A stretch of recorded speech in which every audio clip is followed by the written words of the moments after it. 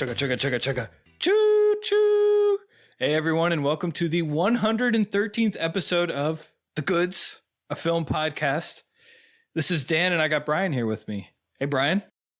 Hey, everybody. We've hopped on the train, just pulling out of the station now. That's right. It's theme month time, guys. This is our 5th theme month in our podcast's history. We've gotten in the cadence of doing 2 a year, one organized by me and one organized by Brian. This is my theme month, and it will be Train Month. Train Month. So, Brian, do we have a catchy way of saying Train Month or slogan, anything like that you can think of? I don't know. Maybe it'll kind of organically develop. Yeah, we'll workshop it. Yeah. Our previous theme months, we did a time loop month back in February of 2021. And we did you did circus month after that. And then I did young adult book adaptation month. And then our most recent one was we did Anna month. We called it was movies before 1990 that were animated and not released by Disney. And for the first selection of Train Month, I had Brian watch the 1945 romantic drama Brief Encounter. It's a British film directed by David Lean. So, Brian, you had not seen this before, but you had seen at least one David Lean film, probably multiple. Yes, I believe I've seen a couple because previously on the podcast we watched Summertime, which I think you said you had seen Brief Encounter and it made you curious about that one, Summertime. But the David Lean films I had been familiar with prior to that were, didn't he do Bridge on the River Kwai? Yep.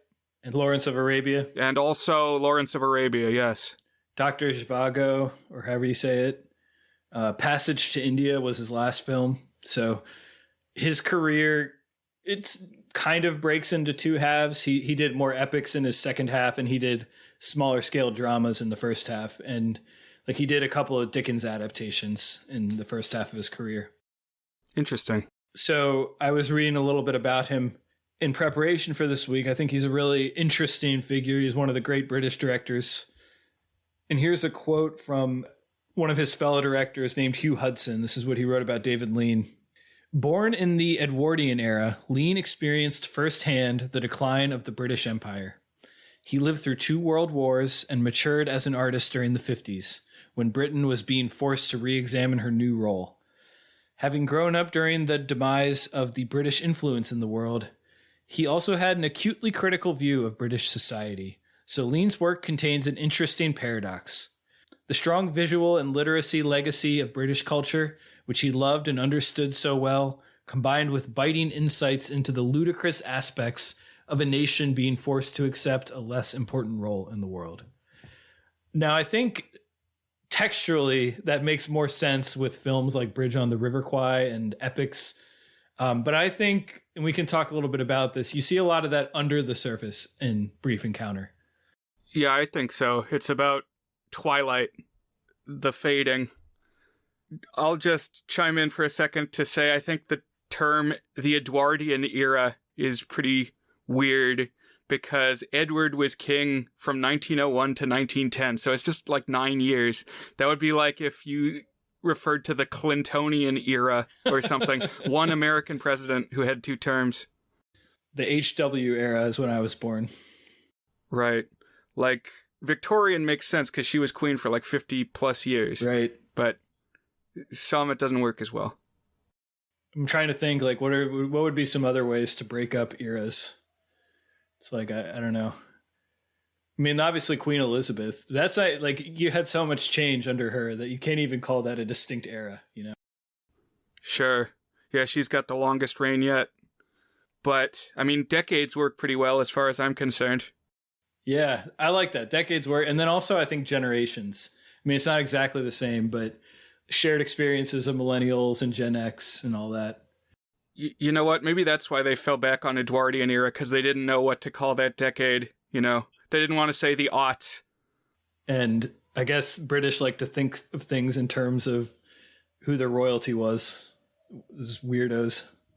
Oh, yeah, I forgot. We got to be nice because we have at least one person from the British Isles who listens to this pod occasionally.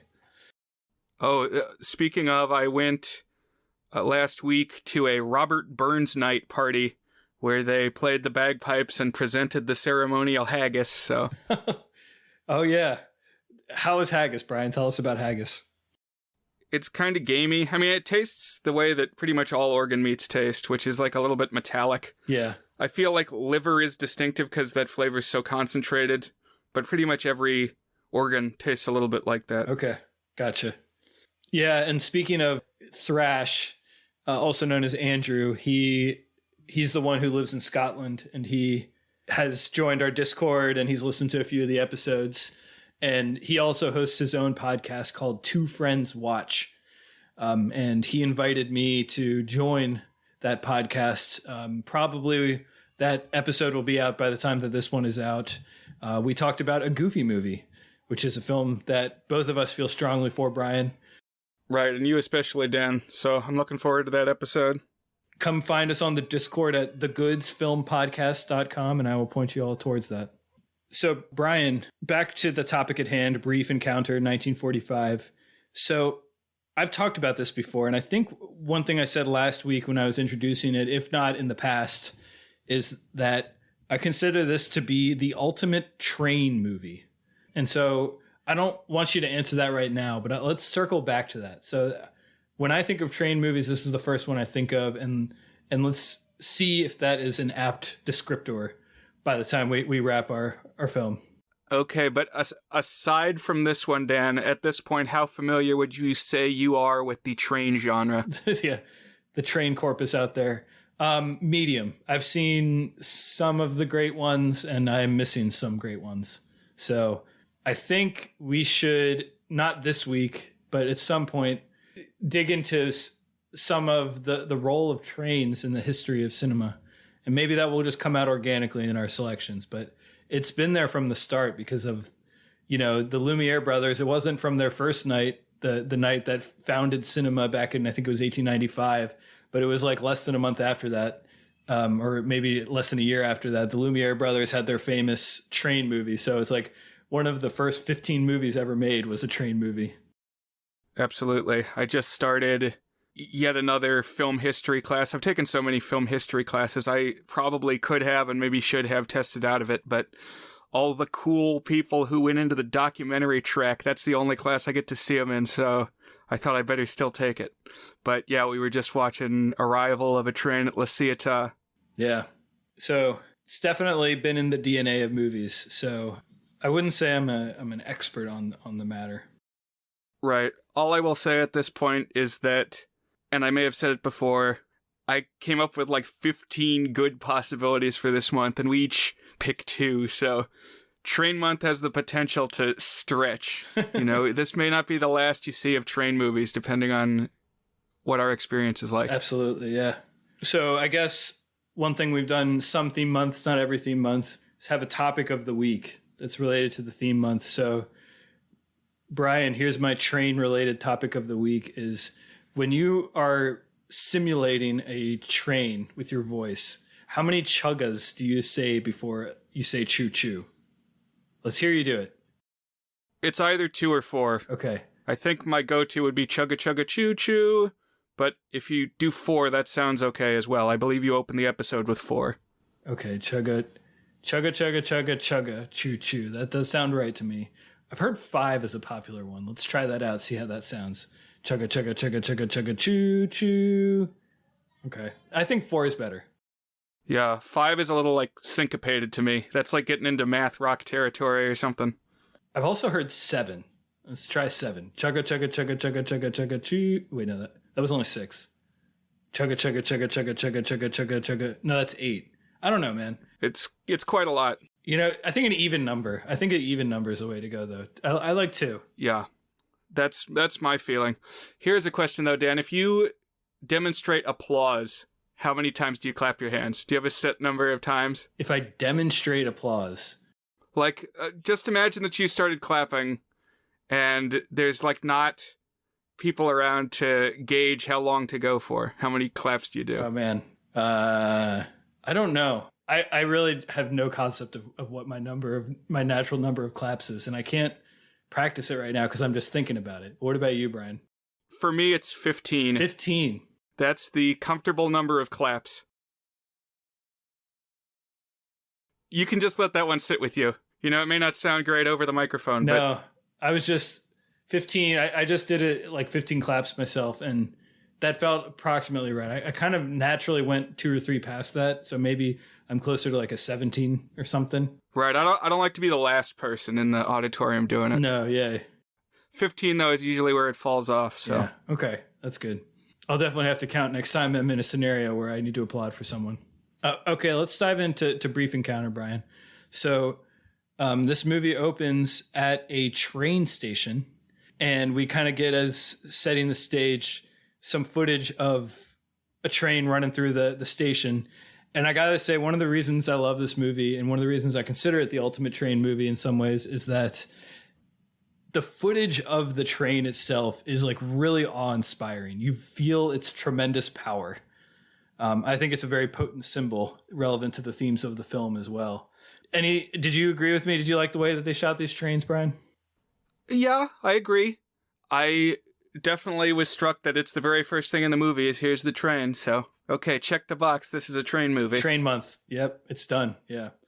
And then we zoom into the inside of the station. I guess it's like a cafe area of the station. And we see a man and a woman who are at a table, and they're kind of having a conversation over some tea. And they are Laura Jessen and Dr. Alec Harvey. They're played by Celia Johnson and Trevor Howard. And we don't hear what they're saying, but their conversation is interrupted by a chatty friend who appears. She recognizes Laura. And Dr. Harvey, he gets another cup of tea, but then he kind of says goodbye, and he gives Laura's shoulder a squeeze as he departs. And Laura continues kind of sitting there with her chatty friend, and at one point she steps outside for a moment, but then she kind of comes back in, and then it's not quite clear why she had stepped outside or come back in, but then they go and they catch their train together to go home. We learn from kind of the casual conversation that Laura is married. She has 2 kids, and also the doctor who's there, Dr. Harvey, he's married, and he also has 2 kids. And while this woman, this chatty friend who had showed up and is riding with Laura down the train, is just going on and on and on, ridiculous British accent, talking about British things, the movie kind of pops into Laura's head, and we start to hear her internal narrated monologue about what she's thinking. And she talks about how she's kind of feeling agony, and she wants to remember every minute of what has just passed behind her. And it's not clear exactly what it is, but obviously tied to this doctor. And then she gets home, and we see that she lives a pretty nice domestic life. She's got some stuff to sort out there, but she has a very happy and functional family. And she has this husband who's very genial, not especially perceptive, we see. But, you know, it's not like she has this toxic life that's going on. It's a pretty normal, happy suburban life. Right. It seems pretty nice. And I would say it's pretty clear that she's also like upper middle class, you know. She's not royalty or nobility or whatever you call it, but she's well off. They have a nice house. They can sit and smoke their pipes and do their crossword puzzles and sit in their lounge chairs and turn on records and stuff. Right. And the husband goes to work, and she can do the marketing during the week. Exactly. Yeah. Yeah. And so that evening, kind of after they've done the domestic routines, they've retired to the drawing room, I suppose. And she turns on this album, and it's a Rachmaninoff piano concerto. I think it's piano concerto number 2 or something.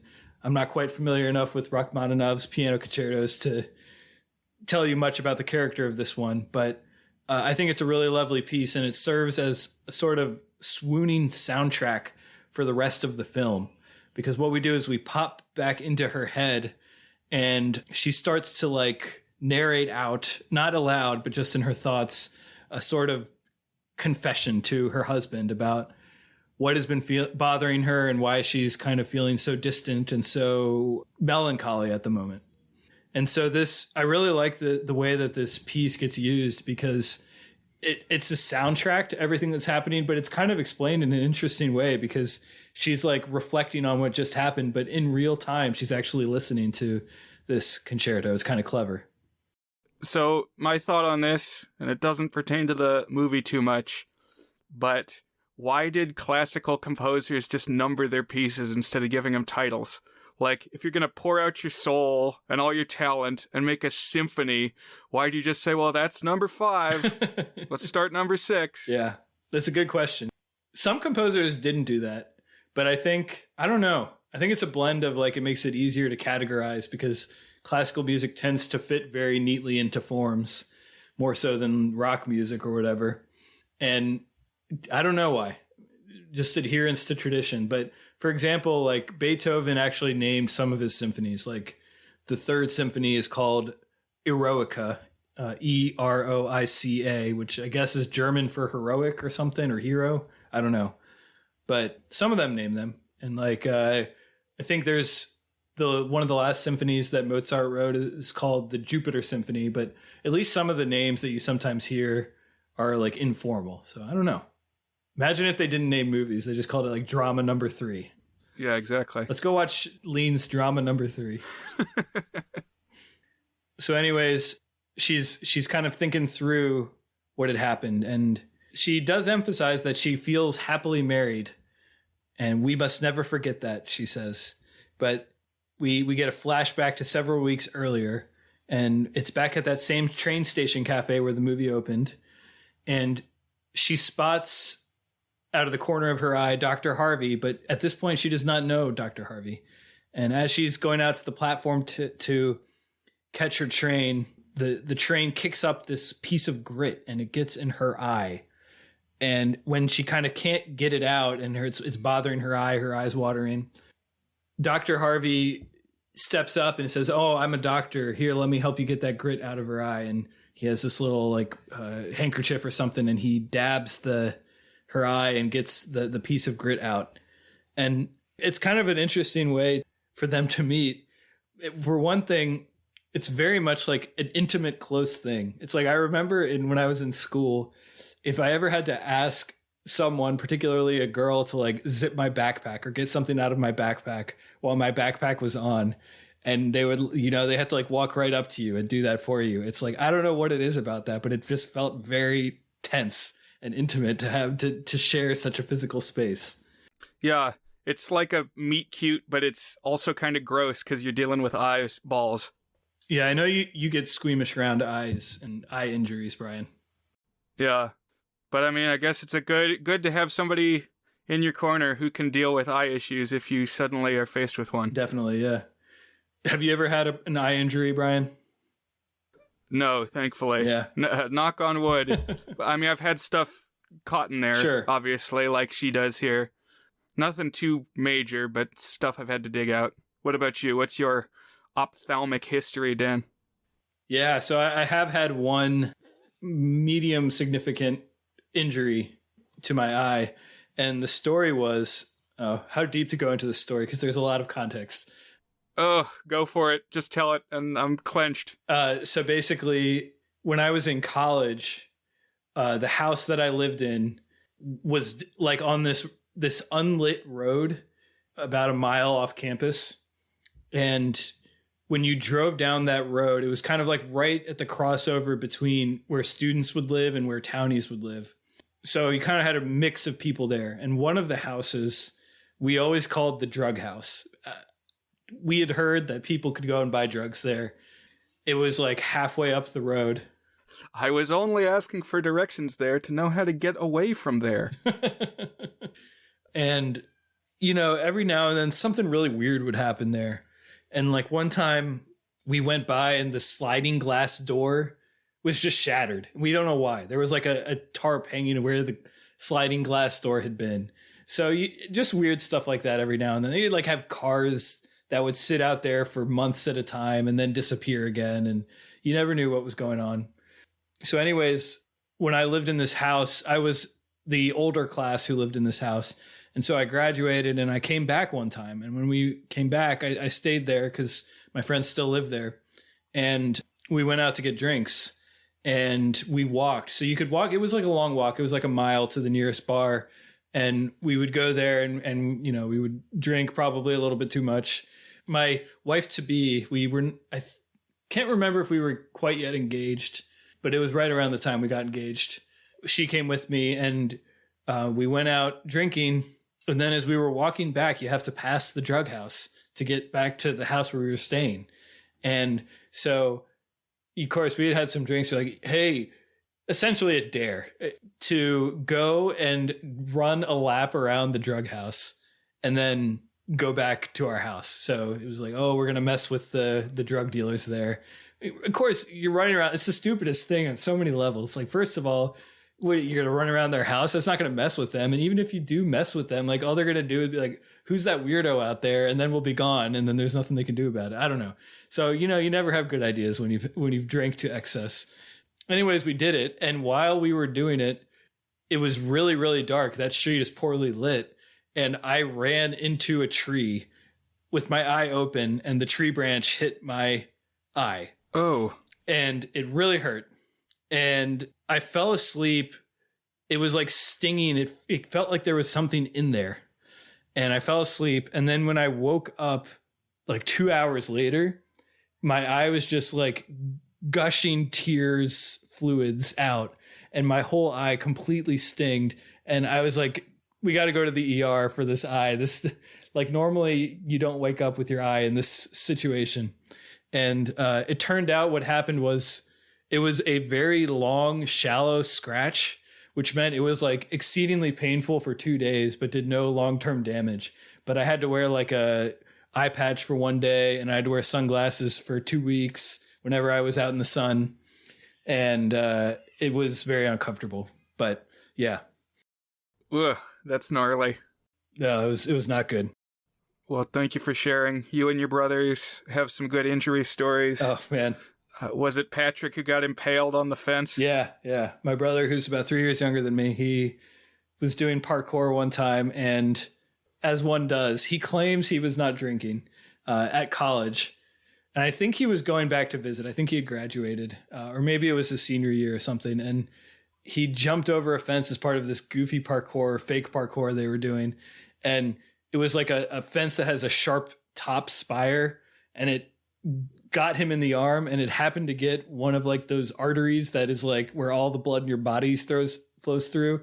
And he lost a tremendous amount of blood. They had to like cut open major parts of his arm to like reconstruct this artery. At one point, it was not clear whether the arm was going to be saved. Like, he would have had to lose the arm. Like, it's really a scary thing to think about. And he now has this monster scar. Yeah, I'm like surprised he survived. I saw the scars after the fact, and it's the worst scar I've ever seen. It looks like a shark attack, like Frankenstein train track stitch scars. Yeah. Anyways. Well, we're back on track, right? Train tracks. There you go. That'll do it. Yeah. So anyways, yeah. So now she has met this doctor. He helped her eye, and they say farewell. But it turns out, like you were saying, that Laura, part of her routine as the housewife is every Thursday she goes out to do weekly shopping and weekly errands. And she just keeps bumping into Dr. Harvey, because it turns out that he has something he does on Thursday. He goes and works at a specific hospital on Thursdays. And they bump into each other a couple times. And then at one point, he bumps into her at lunch, and she invites him to share a lunch table with him. So they start talking, and they agree to go see a movie together. And it's pretty clear that at once that they've like immediately hit it off. They have like similar senses of humor, making fun of the cheesy musicians at the restaurant and then at the movie theater. And at the movies, they seem to like the same movies and dislike the same movies. And it's interesting, at some point they like acknowledge that they are each married, and they bring up their spouses. And when they do so, it's in very perfunctory terms. Like she describes her husband as medium height, brown hair, kindly, not too emotional, which is a very strange way to describe the person that you're spending your life with. You know, that's like how you describe, I don't know, a patient if you were a doctor or something, you know? Or like a suspect you're looking for. Exactly, yeah. What made me laugh in this scene is when they're watching the movie and there's a trailer or like a commercial before the movie, and they're like, come on down to Terrence's department store and where you can buy wedding rings and baby carriages. All the stuff you need at a hardware store. Yeah, but just the idea that, you know, they've started on this path that they're not supposed to be on towards intimacy. That's true, yeah. And it's blended into like this very routine and run-of-the-mill experiences they're having of like going out and shopping and stuff. To me, Harvey is not a very sexy name. I guess he is a doctor, so he's got that going for him, but... It's Alec Harvey. So what about Alec? Alec. Okay. All right. Alec is pretty good. That's pretty hot. Okay. Laura is a bit too mid-century for me. Yeah, I got no problem with Laura. It's fine. It's not bad. You still meet Lauras. I had Lauras in my class in high school. I always am going to hear Laura in Steve Urkel's voice. Laura! And then as the day is winding down after they've seen this movie together, they're back at that cafe again at the train station. It's like the hub of all of their experiences. And they are kind of talking about their lives in a little bit more personal detail. And Dr. Harvey admits that he's very idealistic about what he does, in particular about preventative medicine. And it's a moment that I didn't remember as being funny, but then I was actually laughing out loud as it was happening the second time through, because I had seen this movie once before. I'm not sure if I said this was my second time watching it, but he's like describing with these very medical terms what preventative medicine is. And it does like this dramatic romantic zoom in on her face where you could see that she's falling for him in this moment. But it's just funny because it's like juxtaposed to this very formal medical speak. And I think it's intentional. Like it's not unintentionally cheesy, but it's just like this weird kind of circumstance that they find themselves in where like they kind of have to be, you know, formal and proper, but also like just under the surface are these strong feelings. And in that regard, I don't think it's a surprise what movie that we've talked about that this really reminded me of, Brian. I assume you had the same one. Well, I was about to talk about a movie it made me really think of, and we'll see if it's the same movie. I don't know if it's going to be the same movie, but for me, it had me thinking of the scene in La La Land when Emma Stone and Ryan Gosling are talking. They're like walking around the back lot, and Ryan Gosling is talking about jazz, and, you know, Emma Stone doesn't love jazz, but she's like really into how passionate he is talking about it. Oh, yeah. That's a very good connection. She says people like to know what people are passionate about. Because it is pretty much the same thing. It's like the fact that he's passionate about it is what sparks her. But what were you thinking of? Well, this whole movie makes me think of In the Mood for Love. Yes, and I did reference that towards the end of the film when I was talking to you on Facebook Messenger, as I almost always am. Yes, I saw that as well. Yeah, we'll see a lot of connections as we go. And there's one other movie that is very directly connected to this in a way that is slightly less obvious, but we'll get there in a second too. So anyways, they agree to quote unquote bump into each other. They don't actually say bump into each other, but, you know, intentionally find each other on this day where they both happen to be out once again. And she obviously is feeling like very mixed about this because, as she's said, she's always considered herself stable and happily married and all that. And so when she get home, she's kind of decided to share it with her husband. And she describes how she met this doctor while she was out and they went and saw a movie together. And he's like, oh, that's nice. Hey, help me with this crossword puzzle. And she's like, well, I was thinking, you know, I don't know, maybe we could invite them to dinner or something. And he's like, maybe. Dinner's so inconvenient. And he's just like not at all aware of what she's feeling as she's saying these things. Yeah, I thought that was pretty funny. Yeah. And over the course of the next week, because remember, now they can only see each other on Thursdays because that's the day that he goes to the hospital and that's the day that she goes out for her shopping. So you have these interesting gaps in between their meetings where like they're kind of processing what's happening in their relationship. But the next week, over that week, she kind of convinces herself that what she thought she felt maybe she didn't exactly feel, and really this could just be a silly friendship because, Fred didn't even mind about it at all. That's her husband.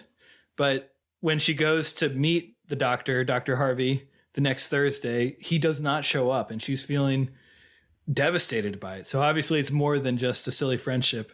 And right as she's about to leave, he dramatically rushes in. She's about to go pick up her train. He got held up at the hospital for this or that. And they agree to meet again the following Thursday. So it's clearly become a thing at this point. It made me think about how convenient cell phones are. That's true. Yeah. It's like just one could call the other now and they would sort this out. So many old movies and TV shows could be drastically different if there were cell phones. The one I've always heard is that half of the plots of Seinfeld would be irrelevant if you had cell phones. Like the famous one, waiting for the Chinese restaurant, but then you have he has tickets for something else or something, but he's trying to get in touch with someone and they call and they say, Cartwright, but it's Costanza. And then he said, were there any calls for me? Yeah, I called for you. It was Cartwright. And then he walks away. He says to Jerry, apparently I'm Cartwright. And Jerry says, you're not Cartwright. And George says, of course I'm not Cartwright. It's one of my favorite Seinfeld quotes. Of course I'm not Cartwright. I love that moment. But anyways, cell phones would have helped probably. But then they could do their texting on the sly with their phones, Right. So over the next few weeks, every Thursday they spend their days together after she does her shopping, and they do stuff like they go see movies together and they go out rowing on boats together.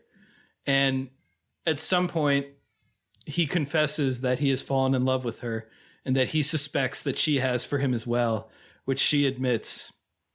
And it's kind of like the moment that the romance kind of, overflows the circumstances that they're in.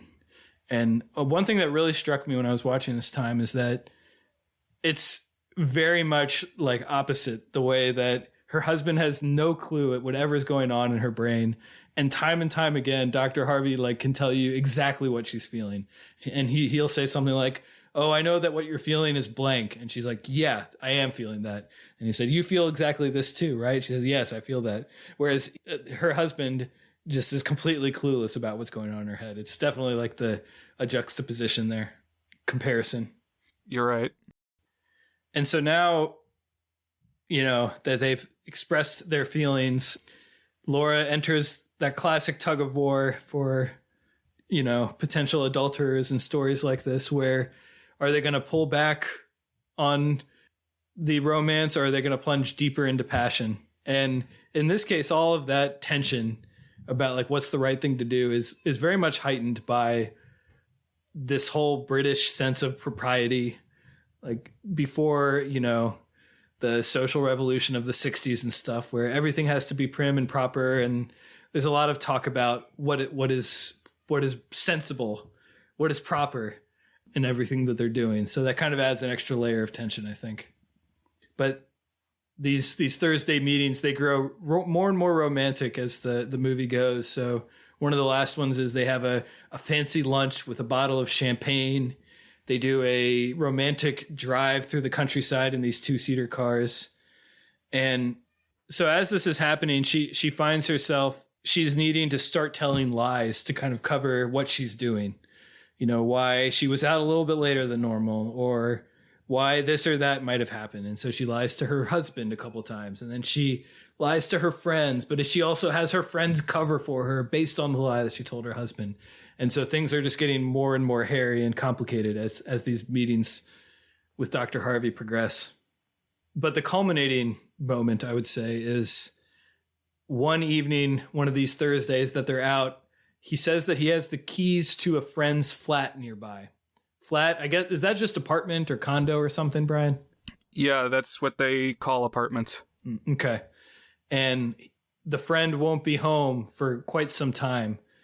And the obvious implication being that they could go up there to let the tryst that they're having grow physically intimate, just as it's already been very emotionally intimate. What was the Troll 2 line you dropped recently? Give in to nocturnal rapture? Oh yes, classic. That's their chance to give into Nocturnal Rapture. That's a good pull, Brian. Yeah. And at first she declines and she's getting ready to go home, but she goes to that train station, but then she kind of goes back. She decides she's going to do it. And she goes and she meets him in the flat. But just as she arrives, they're immediately interrupted by his friend who has come home early that day. And so she kind of tries to sneak out, but the friend slyly picks up on what's going on and sort of rubs it in Dr. Harvey's face, but promises to keep his secret. So Brian, this is another goods connection for us. Yeah, it's the plot of The Apartment. Exactly. If I'm not mistaken, Billy Wilder uses this as the inspiration for his idea of the movie The Apartment, which we talked about with Nate some time ago. Because, yeah, that movie is about a guy who he always lets his apartment be used for affairs of various executives as a way to try and win favor. And, of course, it goes wrong when the woman that he's started falling for is in the middle of an affair with an executive. Yeah, Fred McMurray, the professor from Flubber. Yeah, he's kind of a real asshole. Yeah, that was a good movie. I mean, he was in a pretty slimy role there, whereas he'd done all those Disney, or I guess that was, subsequent, those Disney live-action films. Right. And that was a 1960 movie, so it was about 15 years after this, but I think a lot of culture had changed in those 15 years. Mm-hmm. But when they get caught, she kind of flees through the rain in embarrassment, and it's really lovely. The photography throughout this movie is really lovely, black and white. But this was one particularly lovely scene where you have her running and her hair is kind of getting in her face and she's embarrassed at being caught, but also just being embarrassed to submitting into her passions in a way that's not proper, you know. Later, Dr. Harvey finds her and shares that he has accepted a job in Africa. So when they meet the next week, it'll be the last time that he sees her for a long time and possibly ever. And they're not going to share letters or anything like that. So they have one last meeting together. And so we jump ahead to that next week, that last meeting, and it turns out to be right where the movie opened. So they're about to part. We're back in that cafe of the train station, and we see again some of the stuff that we saw the first time through, but everything has so much more heft and emotional weight and tragedy to it. There's like the farewell tension of the conversation interrupted by Laura's chatty friend, and we get a zoom in on that final squeeze on the shoulder. And remember, one part of that opening scene was that Laura had stepped outside briefly. And when we had seen it the first time through, we had just seen her step outside and then step right back inside.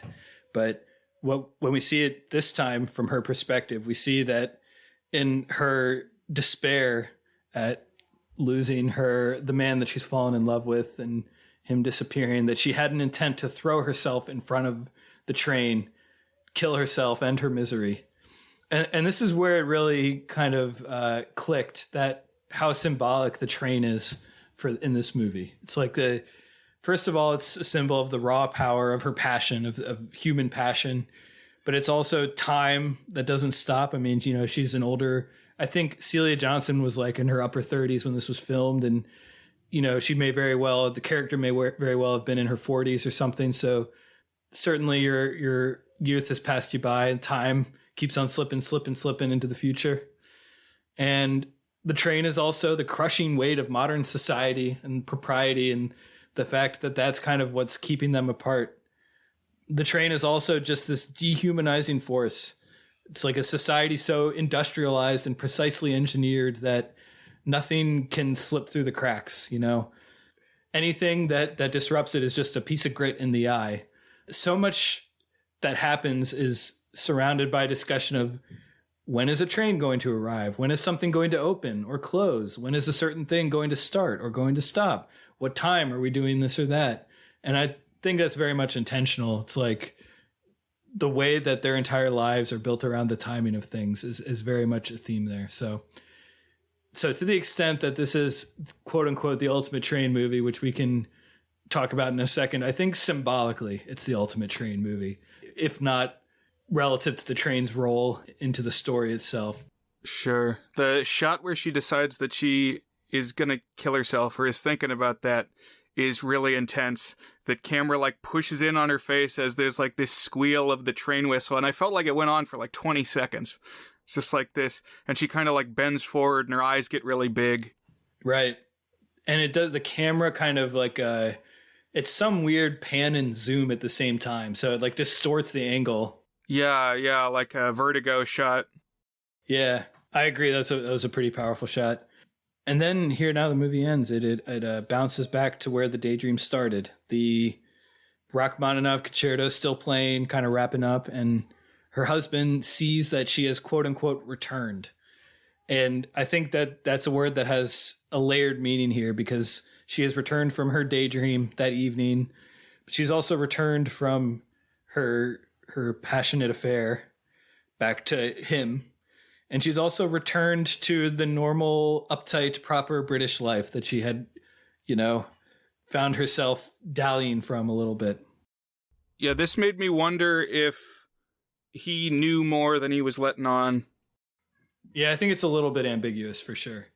It's like he may have known something was up with her beyond even just like feeling tired that evening, I agree. I think that was, we're not supposed to know exactly what's going on with him. And I think that's part of the point, is like, they're not living in each other's brains, but he does say that he loves her, and it's this very bittersweet finale because, she still has very much on the surface a good life, a man who cares for her, 2 healthy, good kids. On the other hand, she's had to discard her true love, her true passion, and kind of return to this suppressed life that she lives. So I think it's supposed to be more tragic than it is, but it's not entirely tragic. There's no deaths or anything. What did you think of this ending, Brian? Yeah, I mean, it's, again, a little bit like La La Land. It's like, what did we say? It's definitely not the darkest timeline. Mm-hmm. Mm-hmm. But it's the way the cookie crumbled. Yeah. Oh, which is a line from The Apartment. Very nice. All right, so as we kind of wrap this movie, just to circle back to a couple things that I have brought up about this movie in the past, or I guess earlier in this episode. So the Ultimate Train movie, in what ways is it the Ultimate Train movie, and in what ways isn't it? What do you think of my claim that this is the Ultimate Train movie, Brian? So I'm still pretty new to this subculture of train movies. We'll see as the month goes along. I'd say it definitely fits the bill, though. It's undeniably a train movie. Both of my picks are going to have train in the title. Okay. A bunch of ones I was considering but dropped have train in the title. So this one doesn't have that going for it, but it's there in the first shot, and it's there all throughout. So yeah, we're in firm train territory. I would say the things that you could argue it's not the Ultimate Train movie is that most of the interesting stuff doesn't happen on a train. There are a couple of things that happen on a train, but in general, like the romance itself, much of it's in that cafe at the station, but then a lot of it's just about town. You just get this recurring image of the train. And it's also, the train itself is not like the plot, basically. It's like there's a lot of movies where even Bridge on the River Kwai, isn't that a train bridge that they have to blow up? It's like the train itself is the source of the conflict, I guess, on a very narrative textual level. That's right. They're building the bridge so that the train can cross. Mm-hmm. Yeah. Another thing is, in the past, I've called this a post-war ennui movie. I think you could also potentially say post-imperial ennui from a British society, because on the one hand, this movie was released like right after the war ended. So it might have been filmed as the war was ending, but you have a society that's definitely like restored and stable, but it also is very clearly not entirely stable. There are things poking through the cracks, and it's on the brink of some fundamental changes and some uncertainty about where things go. And I think definitely in England, like after we talked about it with Titanic, that was the 1910s, but I think it was a gradual process too of like what was the dominant cultural force in the entire world, the British Empire, that sense of grandness and properness and authority just diminishing. And I think that drives some of this as well, some of the conflict. Yeah. So something it had me thinking about was how Greenwich Mean Time, that's England. Kind of like the whole reason that we've got time zones and that people carry around watches and probably that it's all based in England has to do with railroads. Yeah, definitely. And also, their imperial power. They were kind of the center of the world. Right. But both of those things together, I think, are here in the thematic tissue of this film. Right, because once you have the train, now all of a sudden you can get across the country in a day or whatever, not 30 years or whatever it was when you were like hopping on a cart and going from the Atlantic Ocean to the Pacific Ocean, Oregon Trail. Right, and everybody's got to have the same precise understanding of time. Right. So yeah, that's Brief Encounter, 1945, black and white David Lean film. So let's talk some good things and some not so good things, Brian. I think this movie looks so beautiful. I think the black and white photography is really remarkable. Cinematography overall. The trains I love the close-ups. I love the shots of British countryside. And even when they're in the movie theater, it does that thing where it like looks up and you see the light coming out of the projector, but you also see the people. That's the kind of shot that always gets me. And I think it's beautiful here. Yeah, I agree. Like, I really bought the romance that these two people are attracted to each other. For sure. I love the Rachmaninoff score. I think it adds a real emotional undercurrent and just kind of like anchors the entire movie, because we also know it's what's going on in her head and in her ears literally at the time. And I really like the actors. I really thought Celia Johnson as kind of the main protagonist was really terrific. She kind of does a good job of straddling the passion, but also the not taking it too over the top and keeping her place in society stuff really well, and like seeing all that bubbling on the surface and under the surface. Any other thoughts on this movie, Brian? Well, it did remind me a lot of In the Mood for Love, which was the Chinese film directed by Wang Kar-wai that we watched a while back with your brother, where it's these like established middle-aged people who I think in that movie they were also both married, and they're going behind the backs of the spouses and meeting up and feeling a connection, but the whole movie runs its course and the sex never happens. And that was the same thing we got here. It almost does, but it doesn't. Yeah. It's like, I don't know. Well, it's like a horror movie where nobody ever dies. I think in some ways, In the Mood for Love is almost like a retelling of Brief Encounter. You don't have the same thing where it's the one day of the week they go out and there's no trains. Trains are not a big deal. That's right. But just the conflict between maintaining a sense of propriety while battling these passions and this aching sense of attraction. It's like the same thing. That's right. It's about longing. I think we said in that one, In the Mood for Love. That's the title. In the Mood for Love. They want love, but can they ever have it? Right. Not if the encounter's too brief, I guess. Yeah. And I like this one more than Summertime. I think Summertime was fine, but I think this one works more as a story. We talked about that. Actually, I think they did remake Brief Encounter. Oh, really? You mentioned a remake. I think, 1974. Let's take a look at that. I've never heard of that. Starring Richard Burton and Sophia Loren. Okay. Yeah, you're right. Directed by Alan Bridges, who sounds like someone I've heard of, but looking at his movies, I don't think I've ever actually heard of this guy. Well, that's interesting. I would watch it. I'd give it a try. But are you ready to rate? Anything else you want to throw out there? No, I think we've talked it through. I'm ready. So, Is It Good is our signature section where we each give the movie a rating on our 8-point goodness scale, ranging from very not good, which is a 1 out of 8, to our masterpiece rating, toward a good, an 8 out of 8. So, Brian, is Brief Encounter good? So I think I'm going to give this one just into 6 territory. Very good. Like you said, it's very well shot. I think it's a great example of being the thing that it is. It's like, it's a romantic drama about yearning, and it delivers on all those fronts.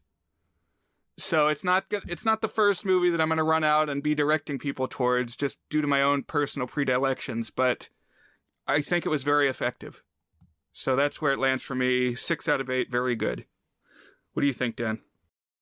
So when we did our top 100 movies countdown not too long ago, I had this at number 26, and I feel good about that. In fact, I might even edge it up just a bit. For me, this is a pretty easy toward to good. Watching it a second time really made me appreciate the layers and the ironies in the story.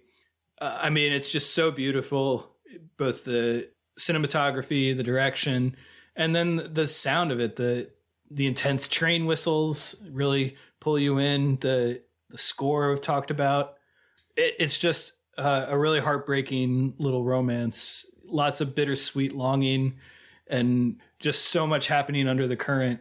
So much happening under the surface without like being too aggressively on the nose about the themes. So I think you can enjoy this as it is, as a romantic drama. And I think it also gives you a ton to think about changing society and societal norms and gender expectations and all these things that are, I think you called it thematic tissue. I think that's a good way of putting it for this movie. I think it's really terrific. I think it's something special. I mean, it is very much in its genre confines, but it executes it so well and so movingly. This is a masterpiece for me. Yeah. Nice. For what it's worth, I'm looking at our big board, and In the Mood for Love, which we discussed already 43 episodes ago, so that's kind of crazy. But Dan also gave that one an 8. I gave it a 5. So this one's a little higher in my book. Gotcha. A little higher than In the Mood for Love? Okay. Yeah. I would also put this a little bit higher, but I had In the Mood for Love in my top 100 as well. So, 2 movies I love. And then one thing I'll just say is that I think I talked about in the Mood for Love episode is just over the past few years, I found myself really drawn to romances that are not first love romances. That, in many ways, that's like the typical romance is your first love romance. But just adult romances have been more complex and more intriguing to me recently. And I think this is a really good example of that. And In the Mood for Love as well, too. When done right, it can really bring out some really interesting dynamics and layers and stuff. So that's Brief Encounter. That's Train Month coming down the tracks, week 1. Nicely done. So Brian, next week, second week of Train Month, what are we going to be watching and talking about?